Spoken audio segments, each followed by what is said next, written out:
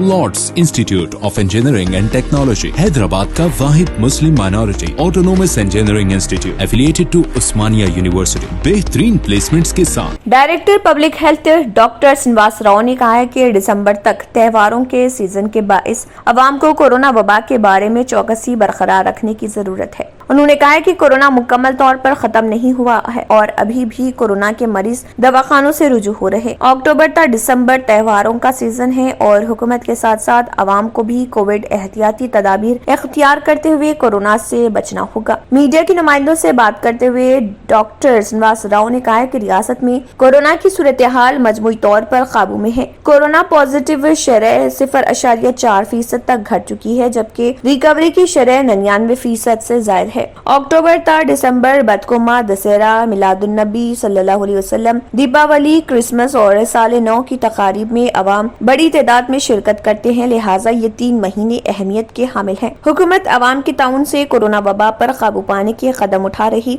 श्रीनिवास राव ने बताया कि रियासत में अभी भी रोजाना 200 ता 250 कोरोना केसेस मंजर आम पर आ रहे और 1 ता 2 अमवात वाक़ हो रही। उन्होंने कहा है कि अवाम ये तसव्वुर न करे कि कोरोना मुकम्मल तौर पर खत्म हो गया। मरीजों का हॉस्पिटल से रुजू होने का सिलसिला जारी है। रियासत में मुख्तलिफ दवाखानों में तकरीबन 1800 कोरोना के मरीज ज़ेर इलाज हैं। इनमें 700 ऑक्सीजन और दीगर 700 ICU में ज़ेर इलाज हैं। उन्होंने कहा है कि फेस्टिवल सीजन में आमतौर पर लोग ज्यादा सफर करते हैं, लिहाजा कोरोना से बचाव के लिए एहतियाती तदाबीर लाजमी है।